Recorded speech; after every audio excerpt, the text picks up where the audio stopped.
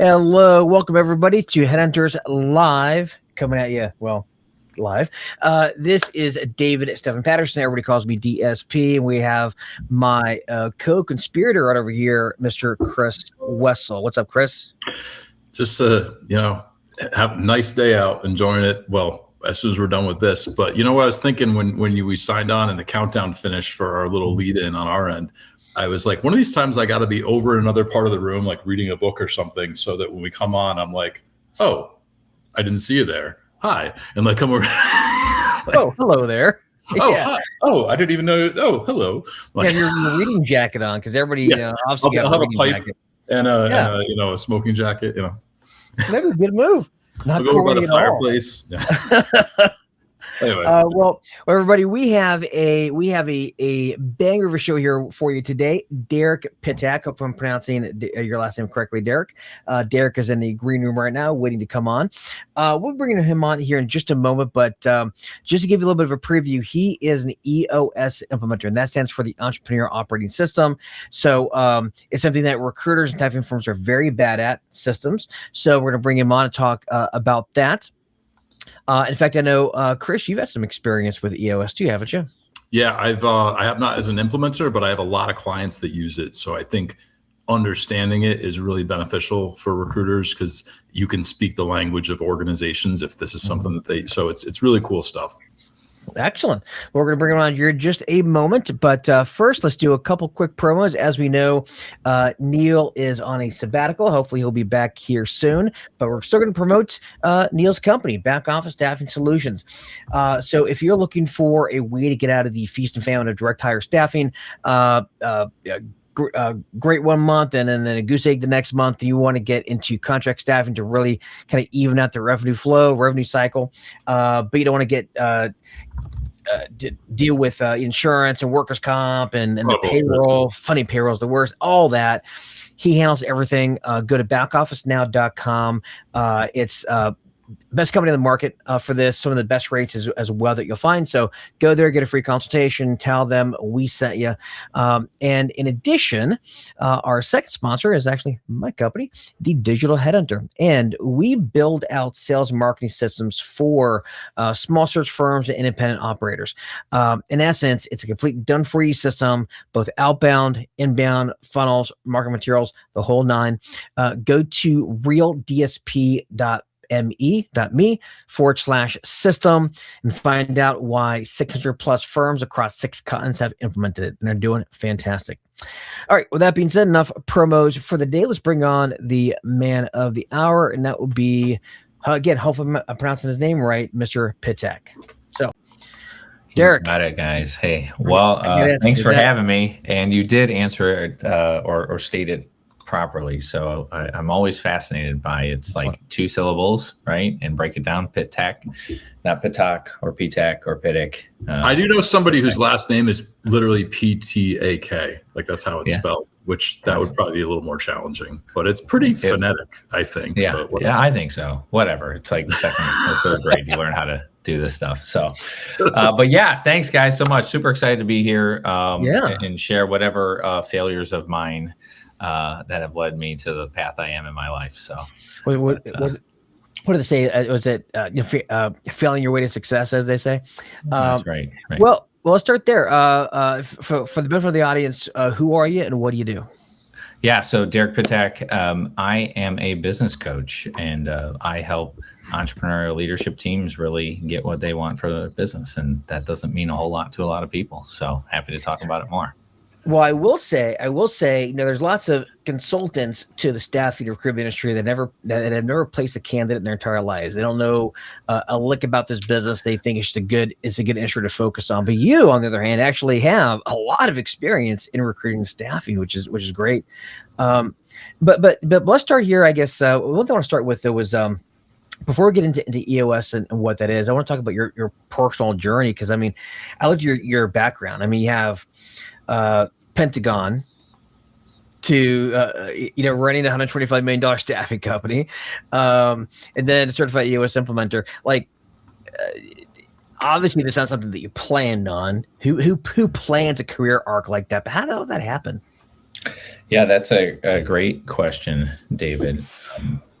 I will tell you, cornucopia, right? Like you think about your life and how you got to where you are, and whatever education degrees uh, don't always matter, right? And I think your path takes you to where it takes you, and not your typical entrepreneur. I spent time in the military, followed on by several years in the Department of Defense. And 30 years old, I was really burnt out, and I hated going to work every day. And I would go in at 6:30 in the morning so I could leave at 3 o'clock, like on the dot. I watched a ton of fraud, waste, and abuse, right? Just tons, and just couldn't stand it. You weren't making an impact in a sea of hundreds of thousands of people. So I did what anybody would do. Is 6 months left on my retirement ticker, so eligible for retirement. I left the government, and they said, if you ever want to come back one day for 6 months, you'll get a pension. I said, I'll think about that when I'm 65. But yeah, I went from one bureaucratic, one from 30 years old, just had a kid, first kid, and went from one bureaucratic machine to another, and went to work for a very old bank locally here out of Cleveland, Ohio, Key Bank. And I worked in corporate procurement and wanted to learn something new. And that's how I found staffing. He used to be headquartered out here in Albany. And then I remember when I moved to Cleveland a long time ago. So that's a small world. Yeah. So downtown Cleveland. And I learned a ton there, and really had to learn staffing if I was going to manage the bank's contingent labor pool, which was about $125 million at the time. And, through that time, I brought in an MSP and a VMS, so dirty words, right, in the staffing industry. And all my EOS clients that are staffing clients, I'll hate when I tell them that story. But right, I got to learn the industry, a lot of the local providers. And then one day I had to fire one of the providers. It was about $5 million a year in spend for Key in revenue for them, right? And I got to know the owner quite a bit. We became, I won't say close, but got to know each other well. And then I had to pick up the phone and call him one day and fire him from the account. And 6 months later, he asked me to come work for him. So it was a really interesting experience. I was like, this makes no sense to me. And staffing is like the used car sale industry for people. And I'm not doing it because it feels icky. And so again, my clients love it when I tell them that too. But this guy, Aaron Grossman, he told me a story about purpose, and he told me a story about values, and why his organization exists was far beyond peddling temps or putting people to work. It was to help them achieve their potential in life, and whatever that potential meant. Right. And that's internally, externally, the people you're putting to work. And so he talked about it in a way that sounded extremely honorable. And my background being a service oriented type of guy working for the Department of Defense and the military, felt really compelled to take that challenge on. And so I joined him with a leap of faith, going to a small business. At the time, we were about 60 million in revenue, 65 million. And then, a year later, we found this thing called EOS, and I had a front row seat of watching an implementer do what they do with a leadership team. We had 10 different businesses, implemented it individually in each business, getting into acquisitions. I became their integrator. I became their COO overnight. So like 1 year in, this fast trajectory. And then we eventually, I said, hey, I could do that better than this guy. And we could save $250,000 a year if I start implementing internally. So off I go to EOS Worldwide to get certified and trained on this thing, and come back realizing that they just taught me how to build a business. They didn't teach me how to implement EOS at all. Mm-hmm. And so I moved out of my integrator seat. The visionary and I started a business together focused on EOS services for staffing. So I ran that. That was probably back in 2020, and been doing it ever since. And I took a little detour to try and run a light industrial staffing firm called Lingo Staffing. And so about 2.5 years of that experience, and really at some point just realized where my true passion lies, and that's teaching entrepreneurial leadership teams, and not teaching a front desk coordinator if that makes sense. And I hope that's okay to say that, but found, really realized where my passion was and just went back to it. So that's it, man. All right, so notch above used car salesman or used car. Do you still, all right? Having done that and been through that, I'm assuming you don't have the same opinion necessarily. No, not at all, right? I mean, I think if you think about what the industry stands for, I joke, and those are very sarcastic comments. But what the industry stands for is really helping people. And I work a lot. I've worked with over 50 staffing companies from an EOS perspective since 2019. And, when you really think about what is the reason they started this thing, it's beyond money. Let's face it, light industrial staffing is low margin business, right? Mm-hmm. And if you're not good at it, you're going to have some pretty abysmal net profit. So, it is about helping others and helping people find work. And at Lingo, we did some really awesome stuff, right? And we had an entire region that was focused on displaced, right, foreigners, displaced immigrants that came into the U.S., right, on a visa or because they were displaced. And we put a lot of those people to work. And clients actually loved it because clients are looking to cut costs. Clients love the story of helping other people too. And so when you really, really think about what the mission is of the staffing industry, it's quite noble and honorable. So at my age, in my mid to late 20s, whenever that was, that I made those comments and thought that way, completely turned around, 15 years later. So, but don't get me wrong, there are used car salesmen in this business. Well, I mean, there are. There's a reason that there's a stereotype for sure. Yeah, we have a business that is fairly unregulated. I should say, like staff is a little bit different, but you look at search, for example, completely unregulated, and so you get a lot of the used car salesmen, but there's also a lot of folks who do really well their job and take their job really seriously. So what is EOS? Because we talked about it here in this interview, but never really defined what it is. So for those folks who don't know what EOS is, like what is it? Yeah. So sorry, I drank some water and it went down the wrong pipe there. So EOS at its core is about managing human energy.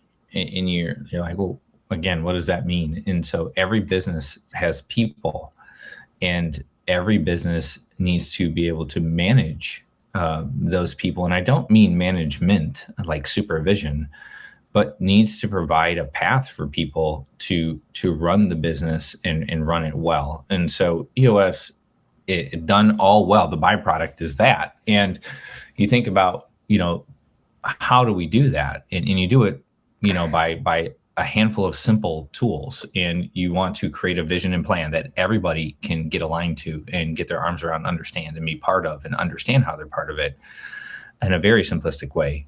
You need to constantly focus on right people, right seat. In a large organization, think a Fortune 500 firm, or even think of an organization of 300 people.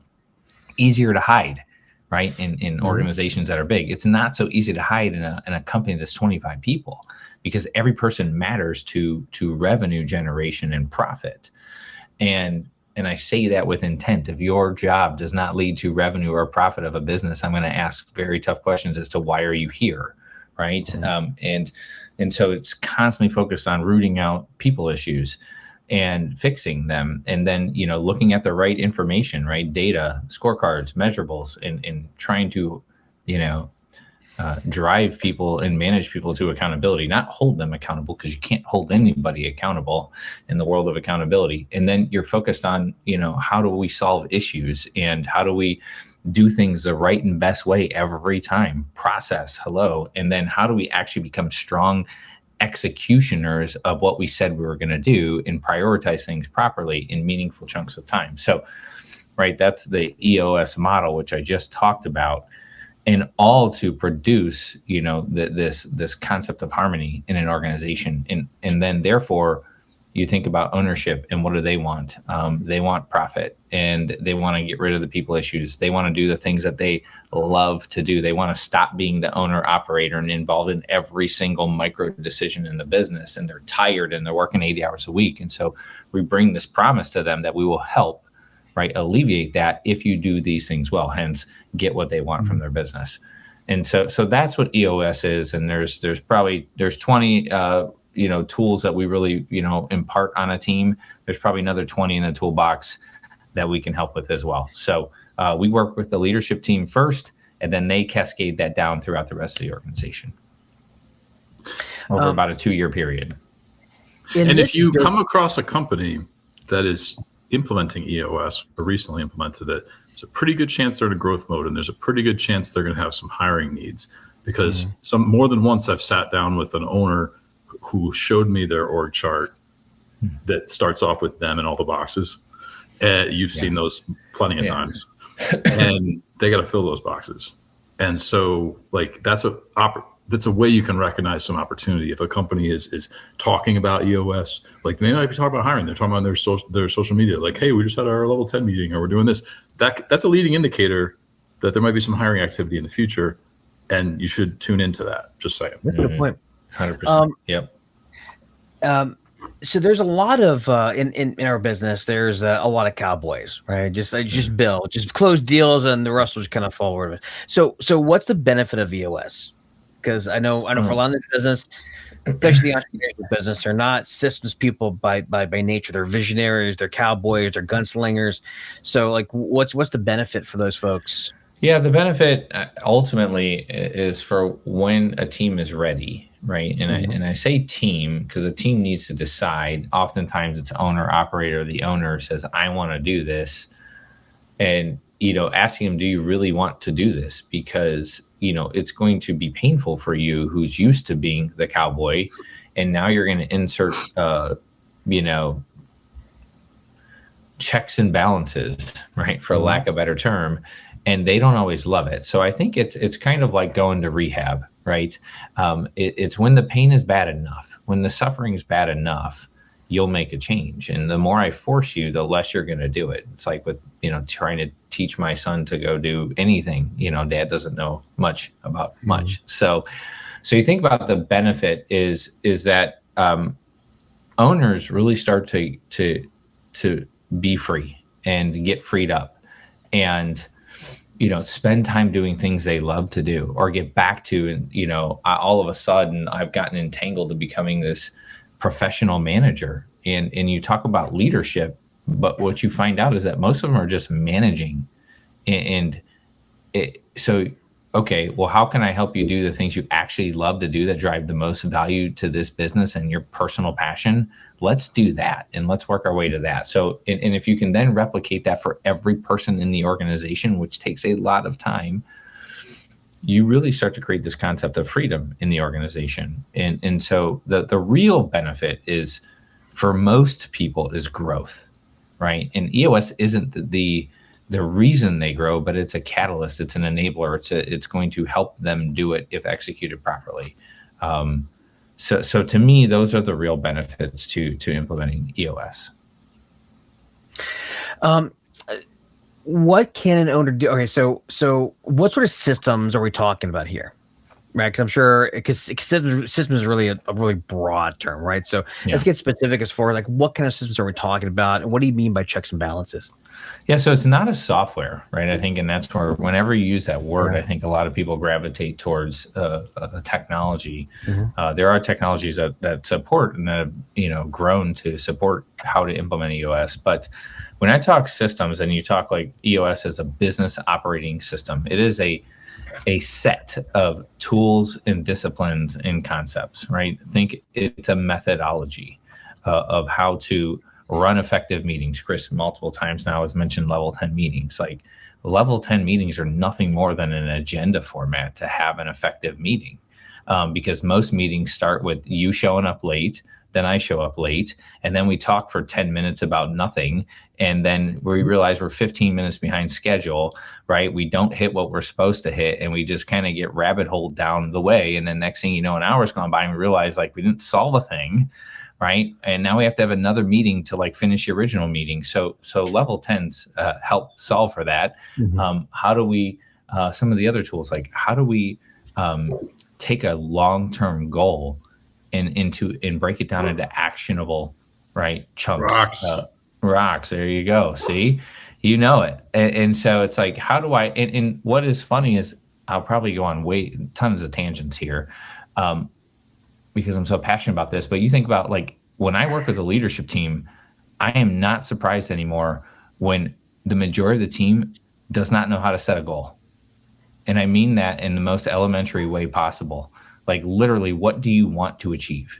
What does done look like? What does good look like in 90 days from now? They can't tell me. And speaking of, speaking of what does good look like, I would say among the better job descriptions I've seen from clients or companies in general were the ones that use EOS. And you can kind of tell when you see them, once you know what to look for, and even if there's no acronyms in there, like they tend to be very intentionally structured, clear, like job descriptions. You know what I mean? Obviously, you know what I mean, but like it, there's a lot of intentionality in their structure that seems to like have purpose and a goal. Yeah. And they're usually taught to like simplify it, right? If I could, in the accountability chart, if I can give you a handful of roles and I can tell you how you should allocate your time, and then I can assign measurables to them. I said, you just created your job description in about a box this big instead of 3 pages long that nobody knows what the hell they're supposed to do. So, but yeah, so I think, David, just to get back to your, you've got an accountability chart that needs to be rolled out at every level of the organization. You've got your vision and plan, which we call a VTO. And you've got scorecards, right, at every level of the organization, individual measurables assigned to them. So you think about those are just the 5 foundational tools. And we try to get teams 80% or better on those tools and let all the other tools support those. And you're off to the races. So it sounds really simple, but I promise you, simple doesn't mean easy, and it's never easy. Actually, I do want to talk about I guess the pain of implementing this. But before we talk about the pain, what about the benefits? Because from my research I did prior to this, I think you've done this in about 40 different staff, or you've implemented this in about 40 different staffing firms, right? Yeah. What are some of the results that you've seen? So I would say I've seen failed results. I have seen organizations scale and go from 30 million to 75 million in 3 years, right? I've seen traditional 10% growth year over year. I've seen teams fall stagnant, and like I said, I've seen teams fail. So I've seen a really good mix of all things good, bad, or indifferent. But many times organizations bring on EOS to grow their business, and I have had worked with teams that just want to remove all the frustration and live a good life, and their lifestyle business is fine with them, but they just want to do it less chaotically. But for me, right, my promise to my clients is if you use these tools properly and do these things, you will grow your bottom line by 10%, right, minimum. So, or I'm sorry, 10x your bottom line. So if you're saying, hey, we need to get, from $1 million to 10 million in EBITDA, okay, over what period of time? In the things that it requires to take that, I don't think most owners or most leadership teams understand how to do. But ultimately, I'd say the main goal would be grow your business, would be the ultimate benefit to it. And I think that when you're trying to grow your business, you don't have a guide, because if you've never been there, you don't know how to structure a path there, right? Like if you've only your homegrown business, you made it to a couple million, you want to get to 10 million, you want to get to 25 million, you know that, but you've never been there and no one else in the organization has. So you do need some guidance and like some structure on like what that path looks like, right? 100%. 100%. Go ahead, David. I would imagine, I'd imagine what got you to $1 million is not going to be what gets you to $5 million. It's not going to be what gets you to 25 million and so on. Yeah, it's playing at a different level. I could see that, but you mentioned that it's hard. It's hard to implement. It's painful. Maybe it's the better way to put it. Like what do you mean by that? Like what's painful about it? So what's painful is I would say oftentimes leadership teams aren't honest with themselves about do they really want to do this at every level? A lot of teams have taken it as just a leadership team thing. And it can't be like the thing. It has to be bigger than the leadership team. And you get the most benefit when every single person is part of it. So a 50-person company, staffing company implements EOS. I expect every single person, all 50, to eventually have rocks, all 50 to eventually take part in level 10s, all to have 1 to 3 measurables are responsible for keeping on track every single week and executing at the rocks at 80%, et cetera, et cetera, et cetera. So like that is hard. Like, so have you guys ever heard the Chick-fil-A story about, what's the one thing that every Chick-fil-A customer says? If you love Chick-fil-A, why aren't they open on Sundays?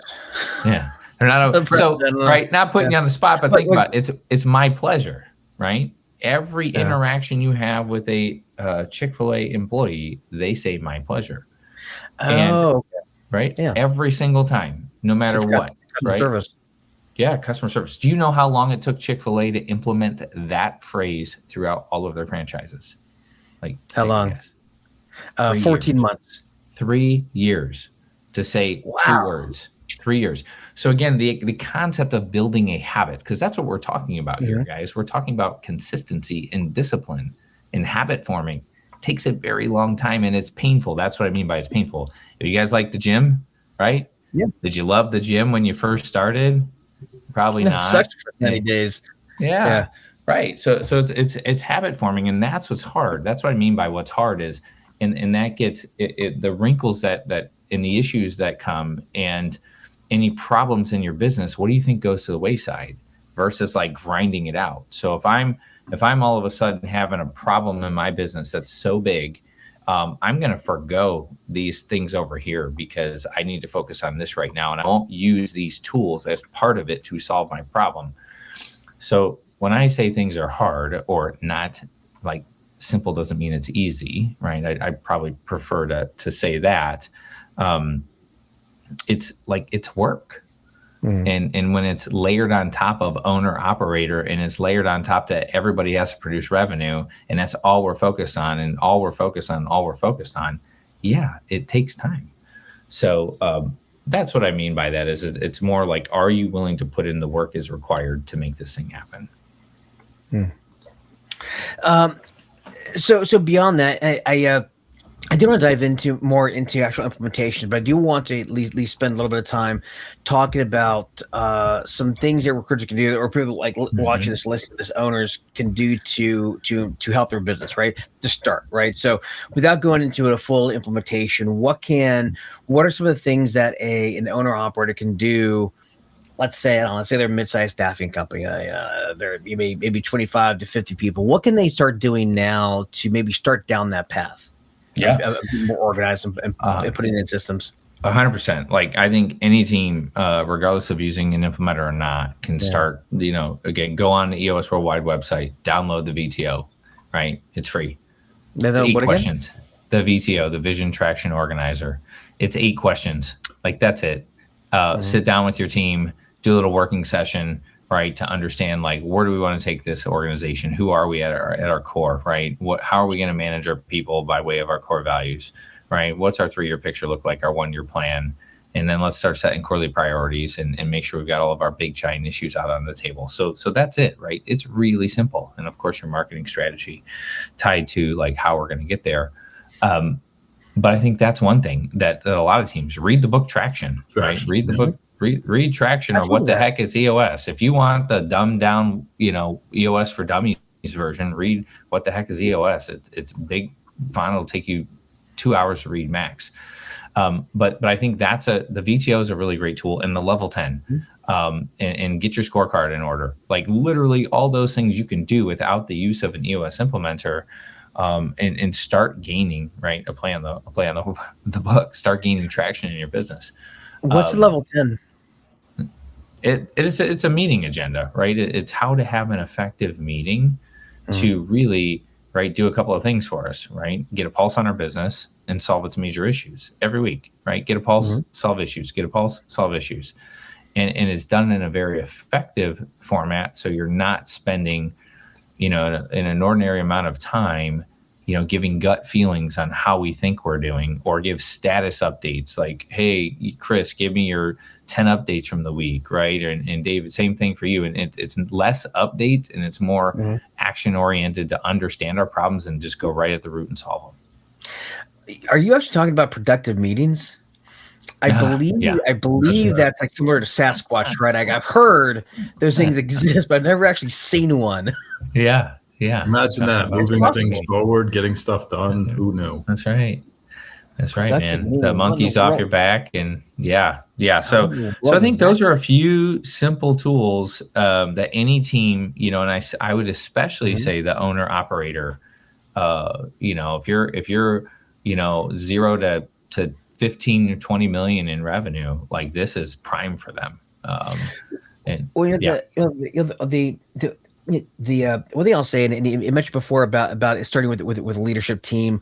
One thing I learned as a leader, and I'm not the best at it, but I think it's one thing that I do I'm not the best leader in the world. I try. I've obviously got my weaknesses and got my strengths. One thing I think I'm really good at, and something I learned many years ago. Now, actually, I learned in the Army originally, and then just over my career, I've had mentors that have drilled that into my head. Is as a leader, you lead from the front, right? So if you're going to go through a painful experience, you go first. Enemy fire, you go first, because it's hard to get. It's what's the script? It's like pushing a rope. You can't push a rope.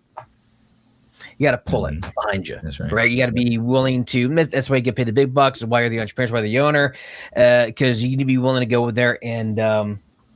I had somebody the other day on my team, and he said something about how she had to do something, and she said it wasn't part of her job description.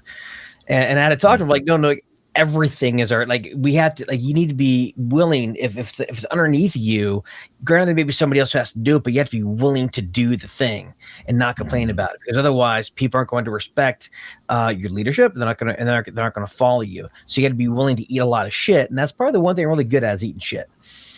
That's probably my biggest strength is as a shit eater, right? Is that something that you've had to, in your work with these 40 staff companies, you mentioned you've had, a lot of success. Of course, there's been some failures on the way. Is that one of the big causes, or is that a big failure point for you when you go to implement, where you have a leader that isn't willing to go into the trenches, eat the shit, do the hard things, as opposed to just install it and they could just spectate from a distance, right? 100%. I think there's a lot of truth to that. Is will people follow you? Will they, will you jump in and roll your sleeves up and help them, in a difficult situation? And so I think great leaders do that. And I think size of organization matters too, to a point. If you're talking about a 500 person company versus, a 20 person company, I think we're talking two entirely different things here. However, I've seen people at 150, 200 people organization where the owner gets very involved for a particular project or thing that relates at the production level. And so I think that's super important and helpful. I do see parallels there where the owner or leaders don't get as involved as they should be, and therefore not just EOS, right? Let's talk about implementing a new recruiting strategy. Let's talk about implementing a new sales strategy for our staffing company. Let's talk about implementing an ATS. You pick anything. It doesn't EOS or we're agnostic at this point. Any new thing or anything you're trying to drive change or improve, implement, has to have leadership buy-in and with their sleeves rolled up. Otherwise, it's going to fall flat on its face. So yeah, you nailed it, right? EOS that's failed, probably leaders aren't doing what they should be doing to push it through. When you implement EOS, are you going in there, or are you also doing a lot of consultants do, which is they come in and they start cutting fat, right? And I imagine that's part of what you do too. You're probably cutting fat. Do you ever have a situation where, let's say, you have family members, brothers, sisters, kids, and I imagine that's got to be really sticky when you're trying to cut the fat and make things lean. Do you experience that, or have you experienced that?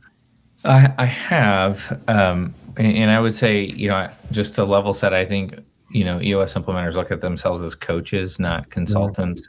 It's not my job to tell you how to run your staffing business. The fact that I have experience share around that's like the icing on top versus I'm going to tell you what you should do, Mr. Staffing Guy, as it relates to your particular staffing issue. However, I am going to shine lights. And when your recruiter's not cutting it or your leader's not cutting it and the writing's there and you can't see it, it's my job to help you to see it. Right.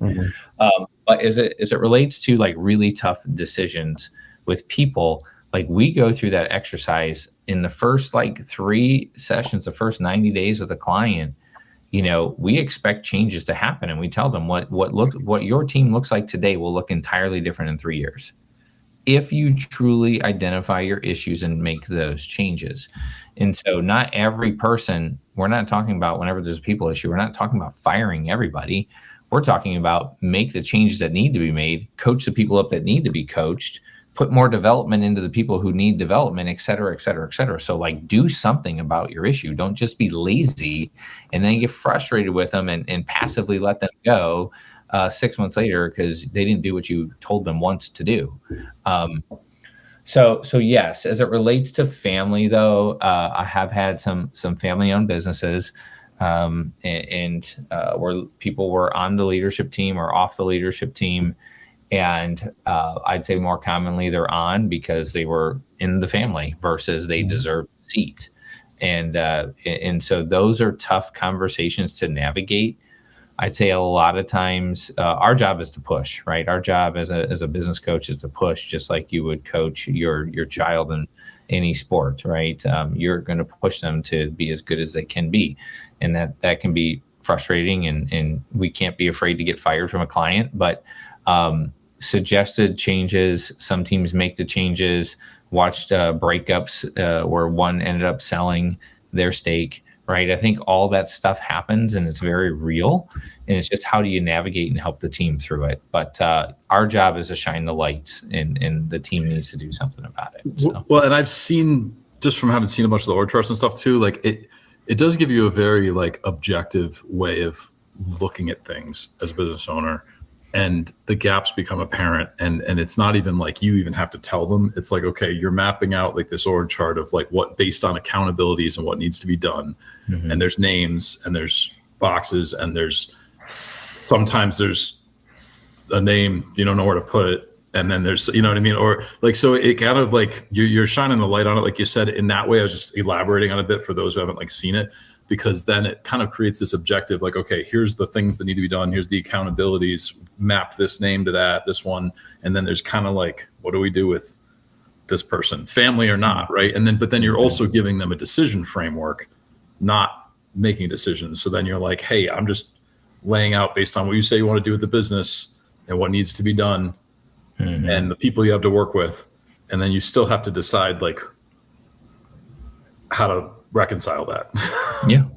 Yeah. And the reality is, guys, like people are going to make the decisions they want to make.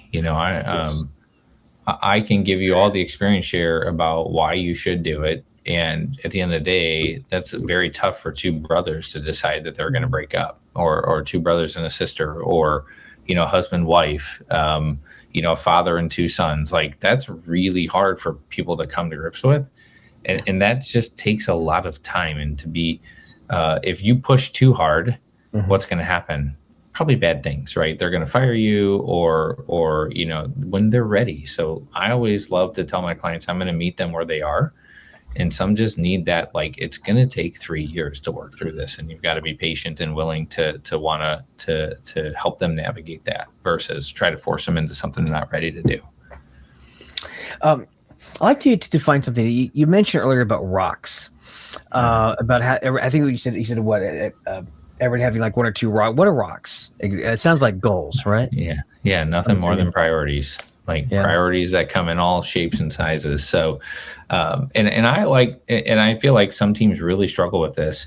So the simplest way to frame it is like think of a project, right? And if you think of a project of like what needs to get done this quarter, like what are your handful of priorities at the business level, at the company level, leadership team level?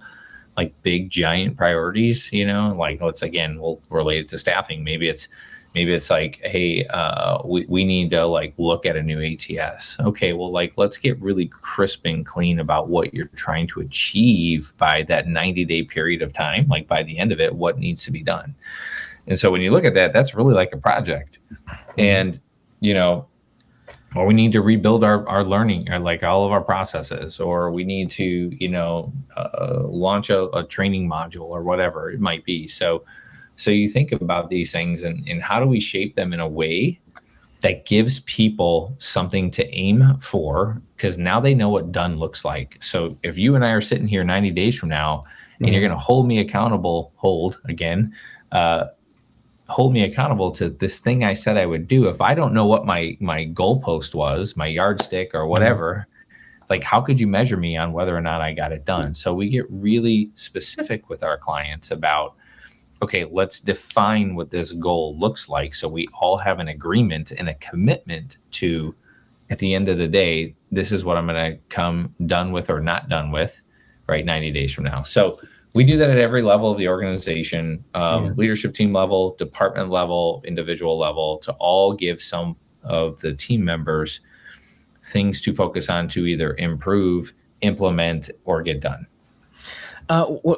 When it comes to rocks on an individual level, I can see from a leadership level, a big rock could be, again, things like an ATS system or with a new reporting system or whatever it happens to be. But like from an individual level, particularly as a recruiter, their goal basically is I need to bill X amount this quarter. So is even something like that a reasonable rock, even if that might be the same rock every quarter? Emphatically no. Emphatically no. Okay. Right. So when you think about rocks, think work on the business versus work in the business. And so how can I give that to a recruiter? Right. I love this question. Just got it last week and with one of my clients. And so you think about like, okay, yes, you don't want to take them off the desk, right? Whether they're full desk, right, in a search firm, they're sales only, they're recruiting only, whatever. Think about it this way.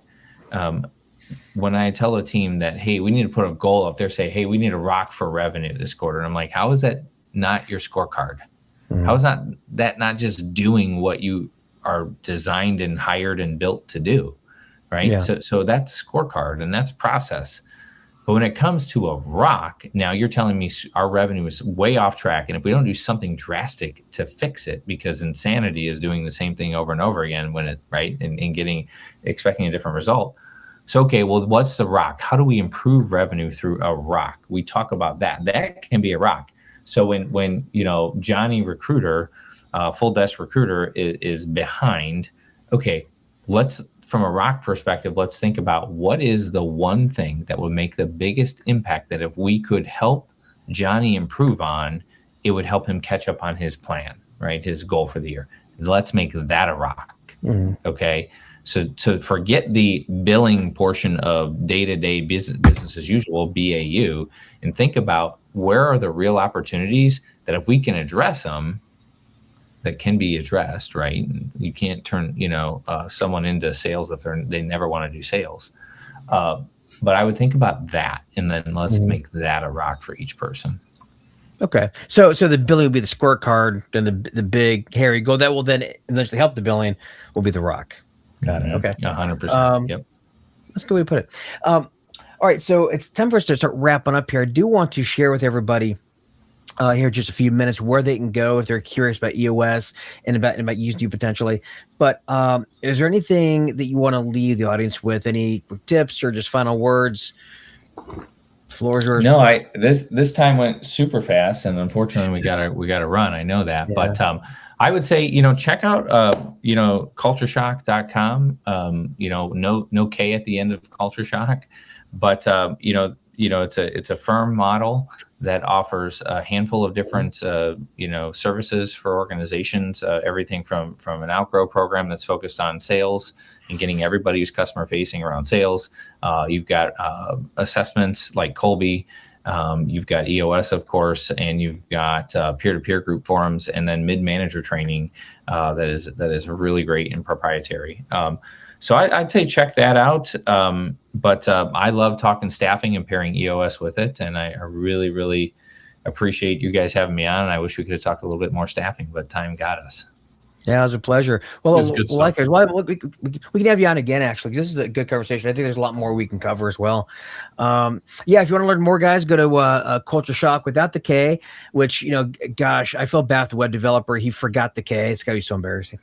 I use that dad joke all the time. It was great. I think there's something we learned earlier, like put the fries in the bag, bro. So, put the fries in the bag, bro. Yeah. Part of the show we're talking about kids lingo and the hip phrases like the term they use for wrap it up, which I hear from my 6-year-old is put the fries in the bag, bro. So I guess we got to put the fries in the bag, David. A 6-year-old said that. That's the crazy thing. A 6-year-old said that. Man, well, that is on fleek. I believe that's also what the kids are saying nowadays. I think. I don't know anymore. I have no idea anymore. All right, everybody. Well, thank you very much for being on the show, Derek. Really appreciate it. For the folks watching, thank you for checking us out. For watching again, for watching live, comment live. Watch the replay, comment replay. Give us some likes, give us some loves, give us your hate. We don't care. We just need your emotion for the algorithmic gods. All right. So do that. Share the show with everybody that you know, and we will see you next time. Bye, everybody. Thanks, guys. Have a great one. See ya.